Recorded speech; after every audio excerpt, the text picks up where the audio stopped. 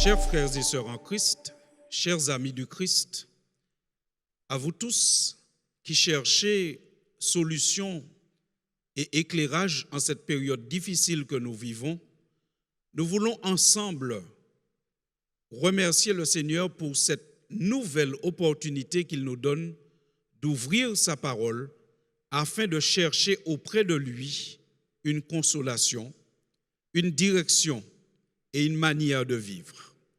Nous vivons, comme vous le savez tous, une période particulièrement angoissante. Cette période d'angoisse est particulière, non pas parce qu'elle est première dans l'histoire de l'humanité, mais parce qu'elle est planétaire. Tout le monde est concerné. Et bizarrement, on dirait que ce sont les pays les plus riches qui ont de plus grandes préoccupations. Assez étonnant, n'est-ce pas? Ça fait réfléchir. Nous voulons aussi reconnaître que cette période d'angoisse est particulière.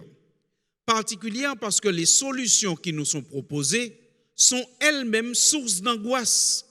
Nous vivons un temps où lorsqu'on propose une solution à la société, lorsqu'on propose une solution au peuple, au lieu de susciter la joie, la solution suscite plus de méfiance, plus d'inquiétude et peut-être même plus d'angoisse encore que le mal.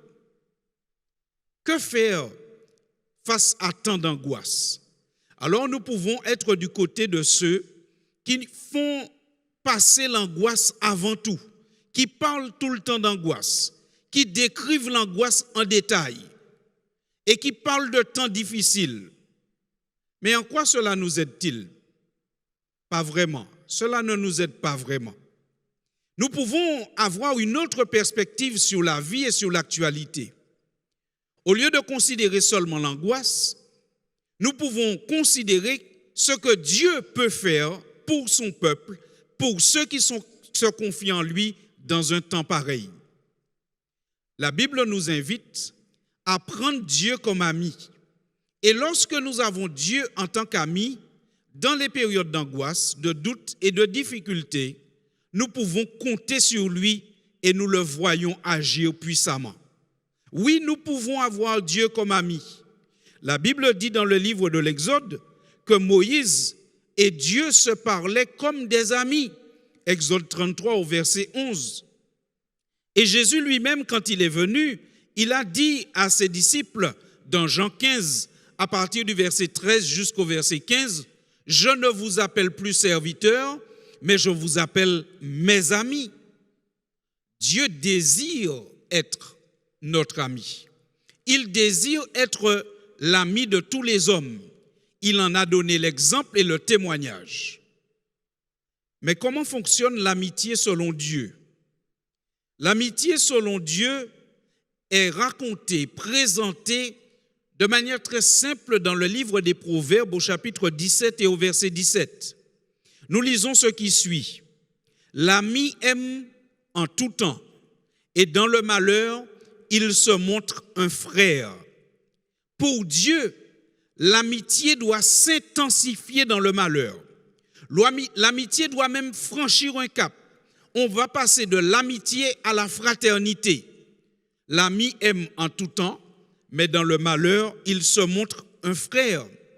Toujours dans le même livre des Proverbes, au chapitre 18 maintenant et au verset 24, la Bible dit « Celui qui a beaucoup d'amis les a pour son malheur, mais il est tel ami plus attaché qu'un frère. » Dieu a une conception de l'amitié qui fait que lorsqu'on a un ami, si on n'en a pas beaucoup, ce n'est pas grave. Mais cet ami, c'est une personne sur qui on peut compter, une personne qui agira particulièrement lorsque nous sommes en difficulté. C'est pour cela que nous disons dans cette méditation, qu'il est bon de prendre Dieu pour ami. Dans un temps d'angoisse tel que celui que nous vivons, prenons Dieu pour ami. Arrêtons de focaliser sur les angoisses du monde, sur les problématiques, mais focalisons sur une relation amicale avec Dieu qui va s'intensifier plus les difficultés seront présentes. Et là, nous découvrirons quelle est la puissance, la grandeur et la bonté de Dieu. Pour illustrer ce propos, nous pouvons nous rendre dans le livre des Actes. Ce livre qui raconte les actes des apôtres, c'est-à-dire ce qu'ils ont fait avec la mission que Christ leur a confiée après son départ. Après que Christ soit monté au ciel, les apôtres ont été actifs, très actifs. Et il y a donc ce livre qui rapporte les actes qu'ils ont pu accomplir dans le cadre de la mission et du mandat qui leur a été confié par le Seigneur. Dans ce livre des Actes, nous trouvons les apôtres en difficulté, certes, mais nous trouvons surtout Dieu, leur ami, actif. Prenons le livre des Actes au chapitre 11. Au verset 28 de ce chapitre 11, la Bible nous dit qu'il y avait une période difficile à un moment. C'est ainsi présenté. L'un d'eux, nommé Agabus, se leva et annonça par l'Esprit qu'il y aurait une grande famine dans toute la terre. Elle arriva en effet sous Claude. Voici le contexte est posé.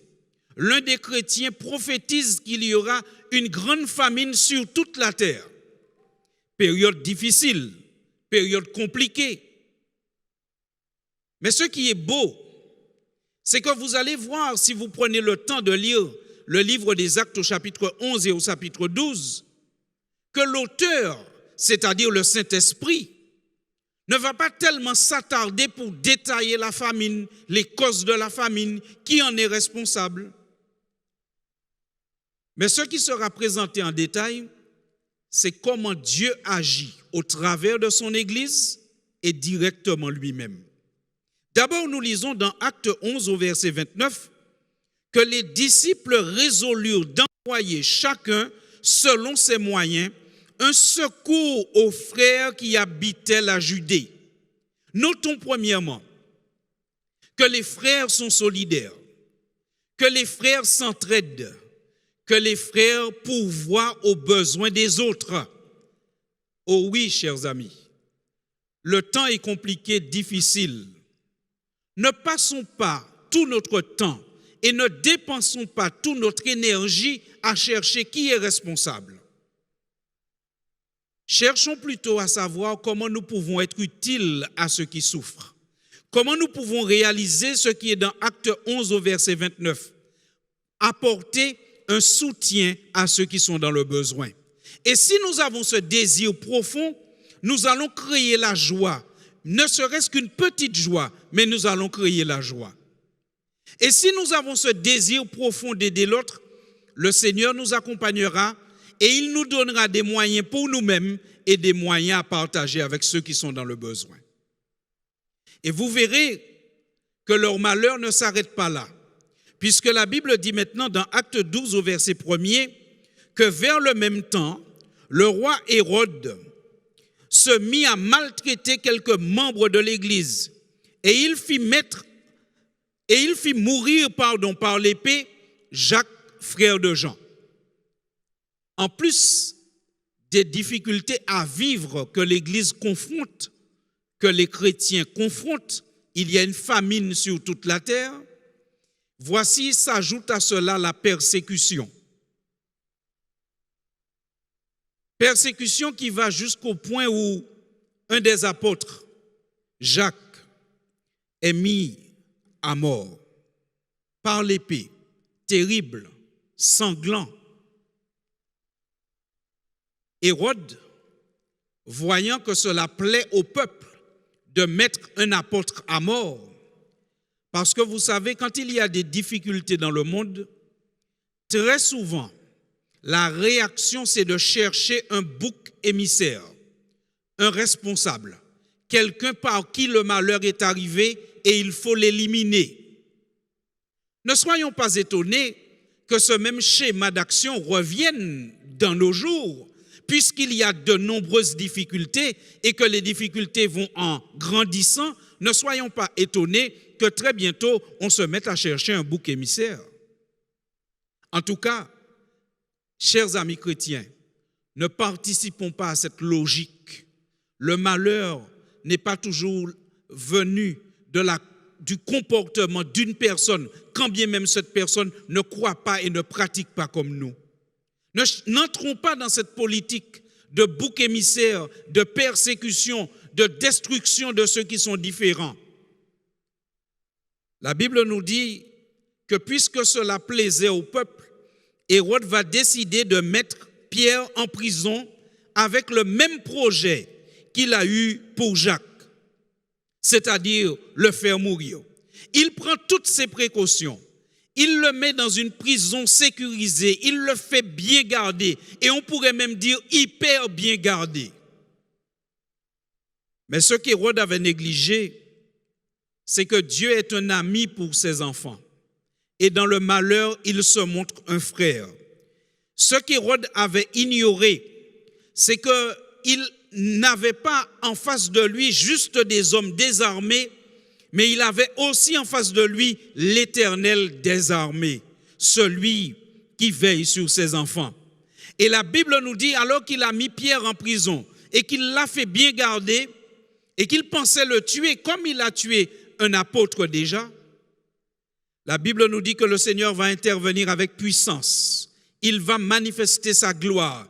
Il va se comporter, le Seigneur, en ami frère.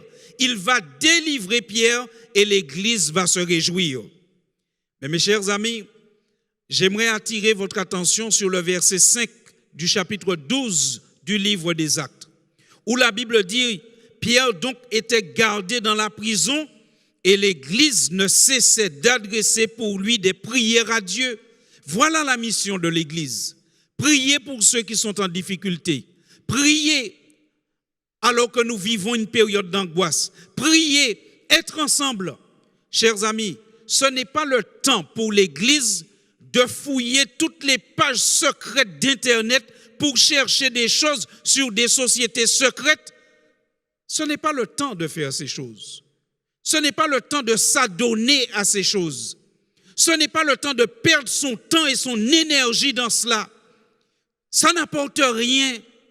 Ce qu'il faut faire, c'est que l'Église se mette en prière. C'est que l'Église se mette en prière et à prier. C'est que l'Église devienne solidaire, soutenant le bras de celui qui est affaibli. C'est que l'Église se mobilise pleinement pour la prédication de l'Évangile, s'investissant en temps et en argent pour permettre la prédication de l'Évangile. Nous voyons qu'Hérode a très mal accepté cette intervention du Seigneur. Puisque la Bible nous dit, au verset 18, toujours du chapitre 12 du livre des Actes, quand il fit jour, les soldats furent dans une grande agitation pour savoir ce que Pierre était devenu. Hérode, s'étant mis à sa recherche et ne l'ayant pas trouvé, interrogea les gardes et donna l'ordre de les mener au supplice. Ensuite, il descendit de la Judée à Césarée pour y séjourner. Ce passage montre qu'Hérode n'en avait pas fini avec les chrétiens. Ce passage montre toute la méchanceté d'Hérode. Alors que le Seigneur a libéré Pierre avec puissance, par un miracle, Hérode, pour passer sa colère, juste pour passer sa colère, fait mourir tous les gardes qui étaient présents comme s'ils étaient responsables de la libération de Pierre. Ils n'étaient pas responsables, c'est Dieu qui en était le responsable. Et par conséquent, nous retrouvons ici toute la méchanceté d'Hérode manifestée. Il veut en finir avec ceux qui louent le Seigneur et quand il ne peut pas les tuer, il tue tous ceux qui pensent qu'ils ont pu les aider. Et puis dans sa colère et dans son orgueil, il se décide à descendre à Césarée. Et là, arrivé à Césarée, il va faire une chose extraordinaire. Arrivé à Césarée, Hérode va exprimer publiquement ce qui était déjà dans son cœur. Puisque la Bible nous dit qu'au verset 21, au jour fixé, Hérode revêtu de ses habits royaux et assis sur son trône, les harangua publiquement. Et le peuple s'écria, voix d'un Dieu et non d'un homme. Hérode laisse ici voir ce qu'il avait déjà dans le cœur. Il se prend pour Dieu. Il fait tout pour être acclamé comme un Dieu. Il veut éliminer tous les serviteurs de Dieu parce qu'à ses yeux, il est le seul Dieu digne d'adoration.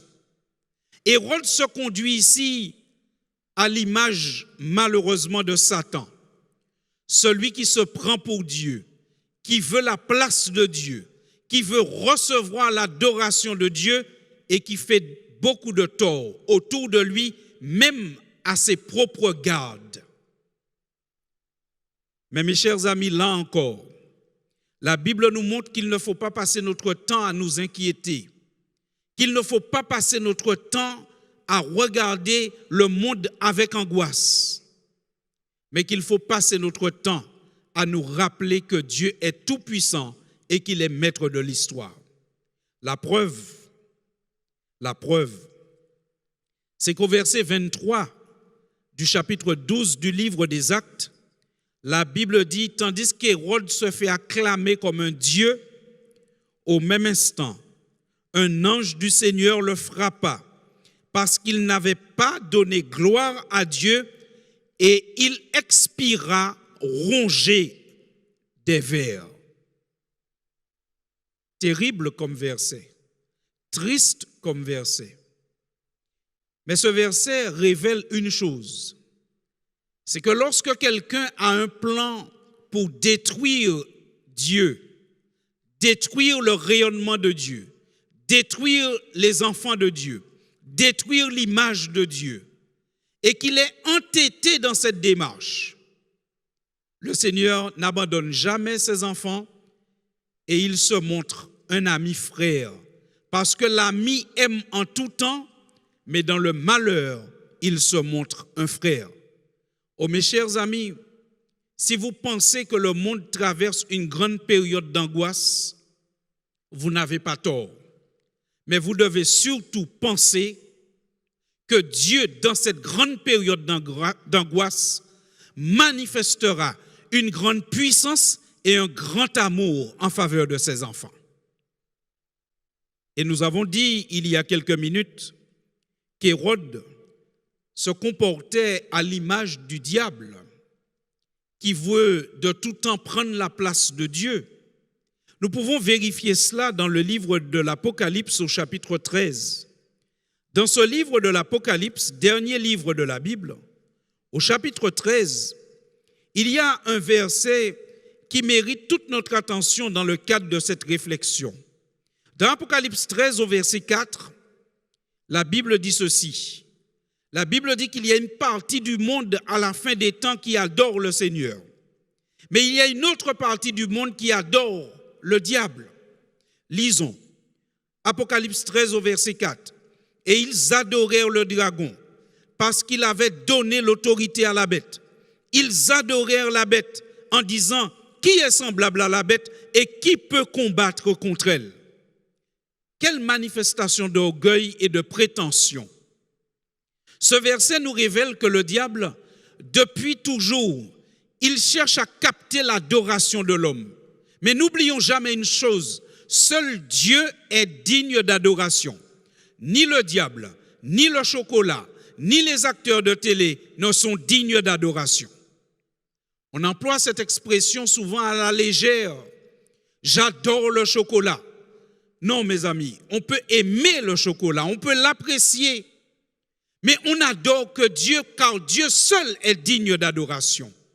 Celui qui est digne d'être adoré, c'est celui qui nous a créés. C'est celui à qui nous devons la vie, soumission et obéissance. Nous ne devons pas soumission et obéissance au chocolat. Si nous nous mettions à nous soumettre et à obéir au chocolat, eh bien nous serions bien malades et très vite. Nous devons soumission, adoration à Dieu et à Dieu seul.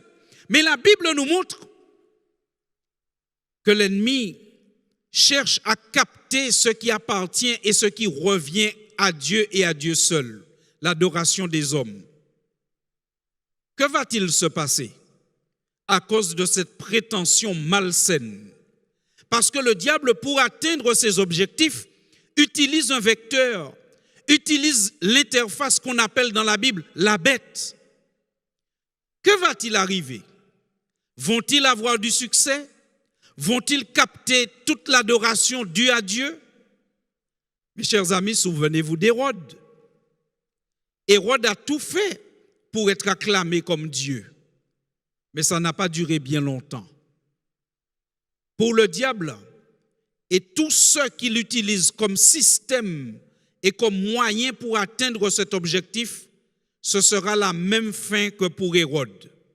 Nous pouvons lire cela dans le livre de l'Apocalypse toujours, au chapitre 20 et au verset 10. Le livre de l'Apocalypse au chapitre 20 et au verset 10, la Bible nous dit « Et le diable qui les séduisait fut jeté dans les temps de feu et de soufre, où sont la bête et le faux prophète, et ils seront tourmentés jour et nuit au siècle des siècles. » Encore au verset 14, la Bible parle toujours de cet étang de feu et dit « Et la mort et le séjour des morts furent jetés dans l'étang de feu. » C'est la seconde mort, l'étang de feu. Hérode agissait à l'image du diable. Il a voulu se faire adorer, persécuter les enfants de Dieu. Il a voulu augmenter les douleurs des enfants de Dieu. Ça n'a pas duré bien longtemps parce que le Seigneur est intervenu. Le diable lui-même et tout ce qu'il utilise comme système pour capter l'adoration due au Seigneur, pour persécuter les enfants de Dieu, augmenter les douleurs de la terre, le diable lui-même connaîtra la même fin qu'Hérode. Le Seigneur interviendra et il sera jeté dans les temps de feu et de soufre avec tous ses suppôts, tous ses complices, la bête et le faux prophète. Et la Bible appelle ce lieu la seconde mort. Cela signifie que le diable et tous ceux qui l'accompagnent dans son œuvre de destruction et de torture de l'humanité seront un jour enlevés de l'univers. Chers amis, voici la clé de ce que nous voulions vous proposer en ce moment comme réflexion. Ne passons pas notre temps, n'utilisons pas notre énergie à chercher à comprendre tous les détails de l'angoisse et des menaces. Mais passons plutôt notre temps à nous rappeler et à méditer que Dieu est un ami frère. Dieu est un ami qui aime en tout temps et qui dans le malheur se montre un frère. Quand le malheur est grand, l'amour et la puissance de Dieu se manifestent avec d'autant plus de grandeur pour venir en aide à ses enfants. Oh mes chers amis, ne nous laissons pas dévorer par l'angoisse. Ne nous laissons pas captiver par l'actualité.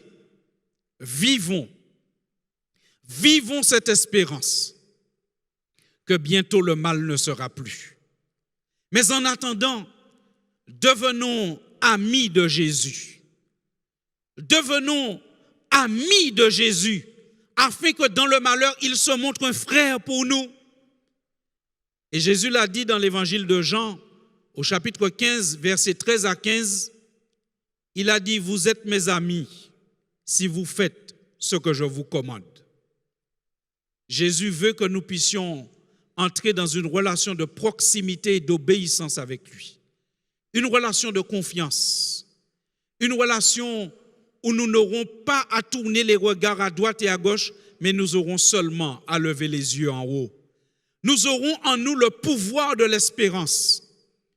Et ce pouvoir nous permettra d'affronter le présent et d'envisager le futur avec confiance, sachant que nous avons un ami tout-puissant qui se montre un frère dans le malheur.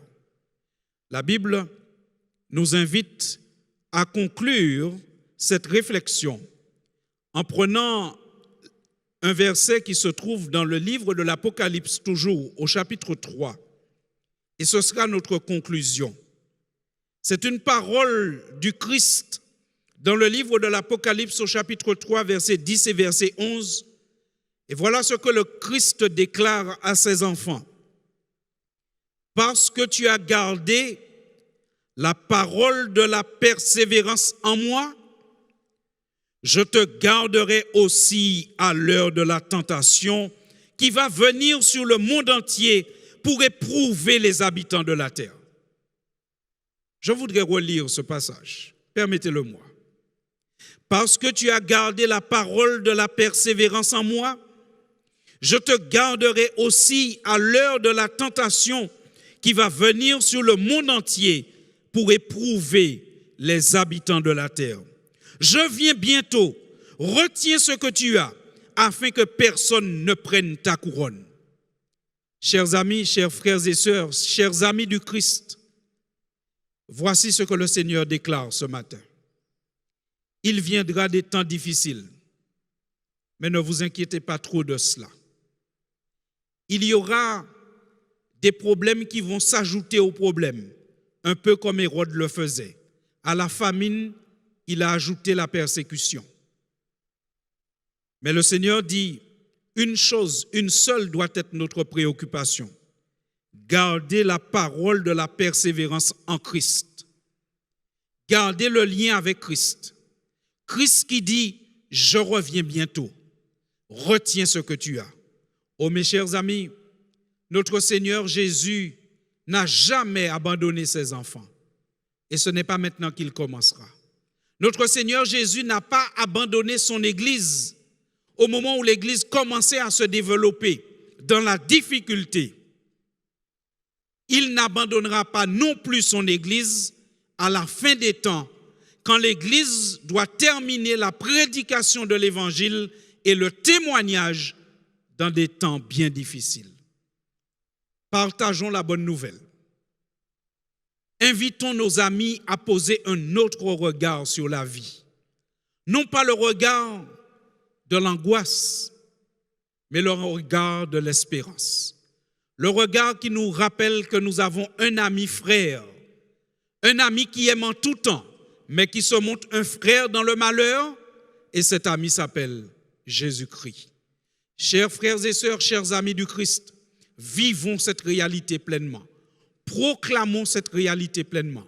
Invitons tous nos amis à entrer et à vivre le pouvoir de l'espérance. Invitons-les à suivre ces conférences qui sont diffusées sur 3 chaînes de télé, diverses chaînes YouTube et des radios chaque soir jusqu'au 27 décembre. Oh chers amis, ayons cette lucidité de partager cette bonne nouvelle et de vivre cette bonne nouvelle. C'est la seule solution pour ceux qui veulent traverser ces temps difficiles. Prions donc ensemble. Merci Seigneur. Merci de te présenter à nous comme un ami qui veut être un frère. Merci pour tant d'amour que tu as déjà manifesté envers nous. Merci pour ta parole, Seigneur, parce que nous y trouvons des modèles de ce qui va se passer à la fin des temps. En miniature, certes, mais nous sommes rassurés parce que nous savons que tu restes toujours au contrôle et que tu n'abandonnes jamais tes enfants. Oh oui, Éternel, dans ton amour et dans ta bonté, tu nous as envoyé Jésus-Christ. Oh oui, Seigneur Jésus, dans ton amour, tu es venu mourir pour nous afin que nous ayons le pardon de nos péchés, mais tu reviens bientôt et nous voulons publier cette bonne nouvelle. Éternel, garde-nous s'il te plaît en ta paix, garde-nous dans la sérénité, au nom de Jésus. Amen. Chers amis, je vous invite à poursuivre cette prière individuellement, à poursuivre l'étude de la Bible que nous avons eue ce matin. Et surtout, je vous invite à publier l'espérance. Jésus revient bientôt. Jésus veille sur ses enfants. Que Dieu nous bénisse et à très bientôt.